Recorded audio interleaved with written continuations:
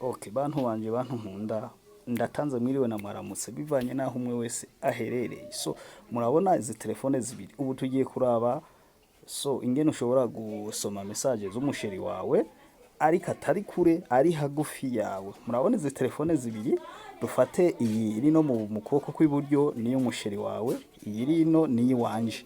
Tugiye kubira mu bikurakane neza, nongera nsaba ko abatarakora subscribe kuri Kavyonzi TV nyabona ndasabye mumfashe muyikore kugira nejo tuzoronka ikindi kiganiro twese tugihurira ko hagati. Okay, uraraba iyi telefone yanje niyi irino iyabiho, iyi rino muri ruhande rwino, iyi vivo niyo yiwanje iri muri ruhande rwino rw'ibubafu, iyi iri mu ruhande rw'iburyo. Aha rero iyi ni umusheri wanje, iyi rino mu bw'uburyo. Okay, je mu y'ububafu turagenda muri Play Store twandikemwo application mwihi canke aho ushaka wewe uhigira amapage, twandikamwo application yitwa WhatsApp scanner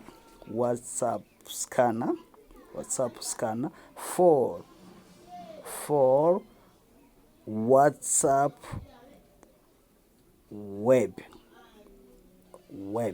Okay, uraraba logo, urabona iyi logo iciyiza haza nyinshi, uraza kuraba neza urebe kari iyi ije uce uyemeza uyinstall, ntiteba no mwanya muto uce uyinstall.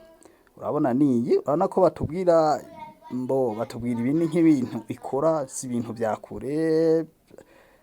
Urasoma ibingene ukaraba si ingene ikora ingene igira iki, ariko urayinstall, turayinstalle accept ukarindira igaheza. Ibi turiko tubikora muri ya telefone yiwanje. Guy, ndabasabye mukore subscribe kuri Kavyonzi TV kugira ejo tuzoraba ingene ushobora kusoma message uri mu mahanga bya Facebook byande byose bisomere mu application kamwe. Tuzobiraba mu next mu yindi mafu ikuriki mukundi kwezi kukurikira. Okay, twagiye bagenzi, murabona ko tuca tuyugurura tukaraba tukayisara yahejeje kwisara. Okay, open tukarinda. Ibi biriko bikorerwa muri telefone yiwanje, tuja gucagura ururimi dushaka kuyikoresha ko iyo application. Shaka kushira mu gifaransa, mu cyongereza, ndashyize mu cyongereza. Hano bashaka kwandikira password security. No, sindayemeza mbangize. Urabona ibintu bashe bazana, tuja ari muri ya telefone y'umusheri wanje. Ukacuraba muri WhatsApp, unyura muri WhatsApp yiwe, ukacura ututuburungu dutatu turi hejuru, ukacutwemeza, ucumanuka hefa handitse WhatsApp web, ukacuyemeza. Wemeje kuri WhatsApp web, ucushira ahantu hari akantu ko guteranya acha kwereka ko ushobora guhiga code ya code muri ya WhatsApp iri muri ya indi wanje ka application twagize kujya nyene wabigize niko birega. Ucuyishira hejuru ya yindi ugaskana ya WhatsApp iri hasi, ihejeje yonyene niyo yihezereza, uzubona ikweretse ko yabitoye. Okay, voilà, apa yamaze kugira connected. Bana connected, wabonye kimaze kwimukira muri ya WhatsApp yiwanje, ucuja muri ya yindi ya musheri turayivuye. Urabona amanimero, ibintu byose biri muri ya WhatsApp y'umusheri wanje, urabona ko bigiye muri WhatsApp yiwanje. Saye bana bakanika barimo papa nino murabira mubona. Okay, katurebere muri iyi nime.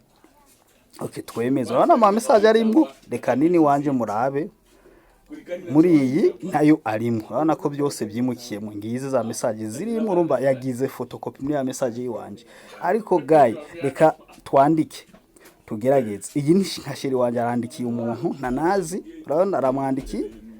Reka turebe muri ka application kiwanje nashize muri wanje. Urabona ko mpise ndabironka za message yarungitse anadazirose. Ariko ndabasaba iyi application ntikora ku muntu ari kure, ikora ku muntu ari hagufi, bigira nko ku metero 15 imbere. Tuzokora iyindi application ushobora kuba uri mu mahanga ugashobora kuzisoma, byose bikoreye hamwe bya Facebook message aho yagiye byose zobikora. Igisabwa rero, igisabwa no gukora subscribe kuri Kavyonzi TV. Mumfashe nyabona, ubikunde uvyanke, uyikunde yicani canke uyanka, ariko ndagusavye ntugende udakoze subscribe.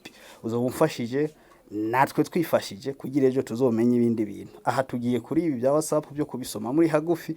ejo tuzokora ibindi byinshi nuko ndabakunda cyane.